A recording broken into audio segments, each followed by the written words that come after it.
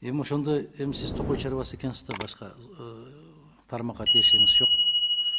Бул жерден талаш тартыш кылып отуруунун кажети жок. Эгер берип аткан акчасыны башка маселе, ал кыргыздардын өзүндө анын канчасын жеп коет да, канчасыны башка жака кетирип берет. Эффект кандай болот, анда майнап кандай чыгат, пайда кандай чыгат. Ал эми биздин өзүбүздүн айыбыбызга жараша экен да. Эгер ошондой болсо, талашы жок эле колдоп коюшубуз керек. Башка маселе бизде түзүлгөн, ошолорго түзүлгөн каражаттардын көлөмүнө жараша түзүлгөн долбоорлор барбы? Бул долбоорду ишке ашыруу үчүнбү? Ооба. Бул долбоордун ишке ашыруу үчүн боюнча предварительный эмеси түзүлгөн бюджети. Азыркы учурда ошо ратификацияга алып келгенде биз уже детальный эмени сунуштайбыз да сиздерге. Комитетке сунушташ керек. Комитет ошого ынанып туруп добуш берсе, анан парламентке чыгат. Азыр комитет ынанбай койсо, парламентке чыкпайт. Биз азыр макулдашууга алып келдик да, андан кийин ратификацияга дайындайбыз да документ. Ратификацияга кийин алып келебиз да. Бул азыр макулдашууга киргизилип атат да. Ооба. Эгер биз азыр макул болбой койсок, кол койбойсуңар балар менен. Макулдашуу бербесеңиздер, анда кол коюлбай калат макулдашууга. Ошондо эмне дейт? Жок.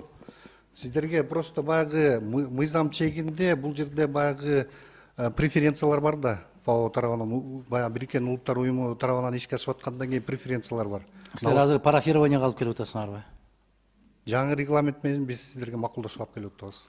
Андан кийин Кабмин менен ФАО кол коюшат макулдашууга. Ошого даярдаган долбооруңар барбы? Бар. Бизге көрсөтөсүңөрбү? Көрсөтөбүз. Качан? Сиздерге алып комитетке киргизип маалыматтын баарын киргизгенбиз да. Макул. Таратылган. Менин колумда жок болгондон сурап атам, макул. Уважаемые депутаты, сейчас этот вопрос вообще должен докладчиком был выступать замминистра сельского хозяйства Шарипов Нурлан. Вот он сейчас подошел, он приносит извинения, с ребенком несчастный случай, поэтому не может участвовать в сегодняшнем заседании. Жок, эми бул негизи токой чарбасы жөнүндө экен да, анда маселе жок. Ал министрдин орун басарынын кажети жок. Кадырбеков Нуржигит Кадырбекович. Кечиресиз, аты жөнүңүздү бизге берген эмес, аты жөнүңүз ким? Ырсалиев Бакыт Кеңешевич. Бакыт мырза, чоң рахмат маалыматыңызга. Өткөн сапар министрдин орун басары келген, абдан көп суроолор берилген. Ошондо айрым депутаттар санап чыкканда көпчүлүк эле консультацияга кетип калат экен, эксперттерди чакырганга, фасилитаторлор чакырганга деп. Анан бул сам эсептеп берипсиздер, бир баш аягы 8,5 миллион болот турбайбы?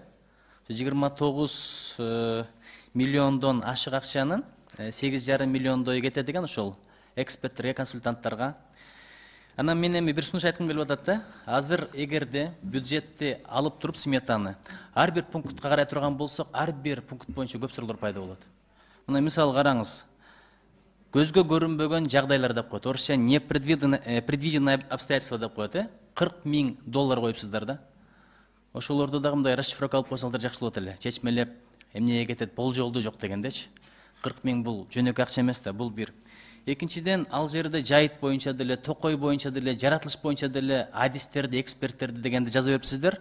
Бир эле мына жайыт боюнча адис 84 адамбы, 84 ай иштейби, 1100дөн 92,400 доллар ошого кетет экен. Ошон үчүн мен айтат элем да, ушулардын тактасаңыздар, анан мына ноутбуктарды караңыз, 2000 доллар деп жазып коюпсуздар да. 2000 доллардан Macintosh, Apple'ды эң жакшысын алсаң болот. Анын да башы жетпей калат. Эгер Lenovo'ны алсаңыздар, ал 400 доллар дагы болбойт да. Ошо окшогон сметаны көрүп туруп, анан оюң ар деме кетет экен. Балким мен бирдеге түшүнбөй атам. Менин оюм, пикирим жакшы, таза эле болуп атат эми. Тазаланга аракет кылып атам. Ошолорго көңүл бөлсөңүздөр. Бирок өткөндө министрдин орун басары айткан, сиздер макулдук берсеңиздер, биз муну дагы деталдуу иштеп чыгабыз деп. Ошо деталдуу сметаны күтөбүз. Ошондо ноутбук дебей, ноутбук Lenovo маркасы мынча бияктан алабыз деп туруп, деталдуу түзүп берсеңиздер. Балекеттин баары ушундан башталат. Биз кол коюп беребиз, колдоп беребиз. Анан биз дагы үлүштөш, табакташ болуп калабыз да силер менен, эгерде бир жаман иштерди кылсаңар. Анан дагы бирдекени айтып коеюн. Абдулла Ташиев деген бир кишини тааныйсызбы? Тааныйм. Бак Абад деп жүргөн. Ошол кишиге 29 миллионду берсеңизчи, Кыргызстанды гүлдөтүп ет болчу. Азыр ушул акчага биз макулдукту беребиз, анан көрөбүз 2-3 жылдан кийин эмне кылып бересиздер. Жөн эле бир жайтты көрсөтүп койсоңуздар болду. Ушул жер мындай эле, анан келип бирдеме себеп койдук, эксперт бирдекени айтты, ошондон кийин кайра жакшы абалга келип калды депчи. Чоң рахмат. Мына азыр Нуржигит мырза айткандай, сиз ушул 30 миллион доллар көп деле каражат эмес. Бул бюджет эмес да, бир миллиардтаган акча бар. Ошонун баарын тизме менен көрсөтүп койсоңор болот да. Анан жанагы Лейла Хияновна айткандай, консультанттарды чакырып алып эле ошолорго 4 миңден кайрадан төлөп бергенден бизге не пайда?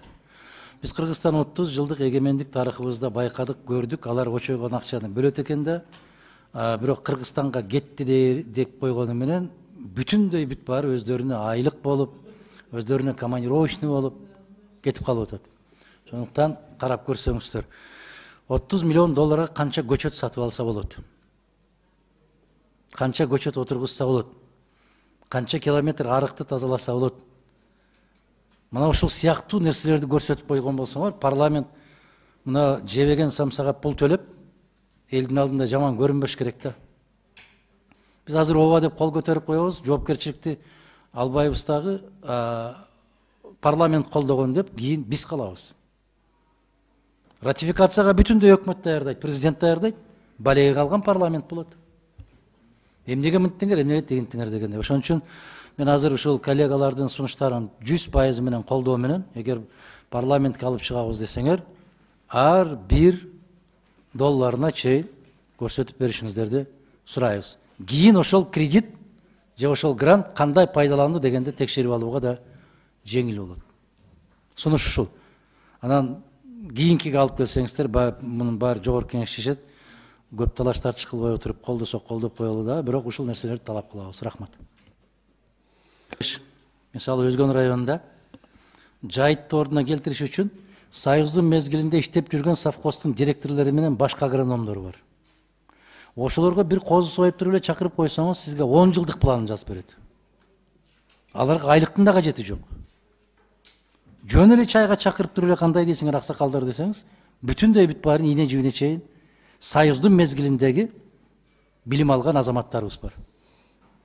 Анан алардын өзүнө 4 миллион доллар кетирип, эл аралык кеңешчилерге 8 миллион, 12 миллион. Байкуш жер менен тиги Токойго 18 миллион калат экен да ошондо. 20 миллиондон ашык каралган. 29 деп атпайсызбы, жалпысы ошондой. 8 миллион эл аралыкка кетсе, 4 миллион кыргыз консультанттар. 8 миллиондон 4 миллионду кыргыз консультанттар. Ошондой болсо да карап көрүңүздөр, ошол эски адамдарды чакырганды унутпасаңыздар. Суу качан келет, кайдан келет, аны үчүн эмне кылыш керек, эмне дарак отургузуш керек, качан ушул тиги жайыттарга кандай кылып камсыздык көрсөк болот экологиялык тараптан, ошолор жатка билет. Анан жалаң 25-27 жаштагы жигиттерди, кыздарды кеңешчи кылып алып аласыңар, алар кайдан билсин айланайын. Туура. Бул сунуш, жөнөкөй гана сунуш. Рахмат.